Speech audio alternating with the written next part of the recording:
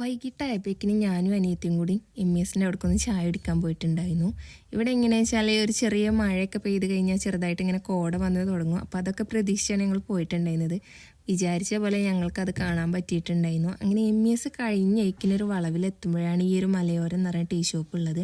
അപ്പോൾ ഞങ്ങൾ വണ്ടി കുറച്ച് ഇപ്പുറത്ത് സൈഡാക്കിയിട്ടുണ്ടായിരുന്നു. കാരണം അവിടെ ഒരുപാട് വണ്ടികളുണ്ട്. അപ്പോൾ ഞാൻ കുറച്ച് അപ്പുറത്ത് നിർത്തിയിട്ടിട്ട് ഞങ്ങൾ ഇങ്ങോട്ട് നടന്ന് പോരുക ചെയ്തിട്ടുള്ളത്. അങ്ങനെ മലയോരം എന്ന് പറഞ്ഞ ഈ ഒരു ടീ ഷോപ്പിലെത്തിയ ഞങ്ങൾ ചെന്നപ്പോഴേക്കും ഏകദേശം കടികളൊക്കെ എല്ലാവരും വന്ന് കഴിച്ച് തീർത്തിട്ടുണ്ട്. പിന്നെ ബാക്കിയുള്ള ഞങ്ങളും കുറച്ച് എടുത്തിട്ടുണ്ടായിരുന്നു. അപ്പോൾ ഇതിൻ്റെ പുറകിലാണ് ഇരിക്കാനുള്ള സെറ്റപ്പ്. പക്ഷേങ്കിൽ ഞങ്ങൾ ചെന്നപ്പോൾ കറണ്ട് ഉണ്ടായിരുന്നില്ല. അപ്പോൾ ഞങ്ങൾ അവിടെ ഞങ്ങൾക്ക് തന്നെ പ്രകാശം മേകിക്കൊണ്ട് ഞാനൊരു കോഫി അവളൊരു ചായയും കുടിച്ചു. അങ്ങനെ അത് കുടിച്ചുകൊണ്ടിരിക്കുമ്പോഴാണ് നല്ല അടിപൊളി മഴ കിട്ടിയത്.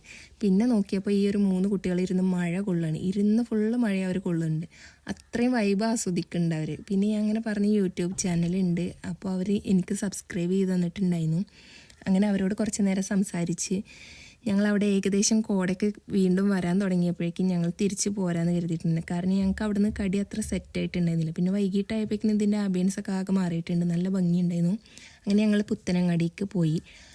അവിടേക്ക് പോകുന്ന വഴിക്ക് നല്ല ചെറിയ മഴയൊക്കെ ചെറുതായിട്ട് ഇങ്ങനെ ഉണ്ടായിരുന്നു. അങ്ങനെ ഇതിലെത്തിയപ്പോഴേക്കിനും ആരും ഉണ്ടായിരുന്നില്ല. ഈ ഒരു ഷോപ്പിൽ കയറിയിട്ടുണ്ടായിരുന്നു. അപ്പോൾ ഞങ്ങൾ 2 പേരുള്ളൂ ഉണ്ടായിരുന്നു. അപ്പോൾ ഞാനൊരു ലോഡഡ് ഫ്രൈസും അവളൊരു റോളാണ് പറഞ്ഞിട്ടുണ്ടായിരുന്നത്.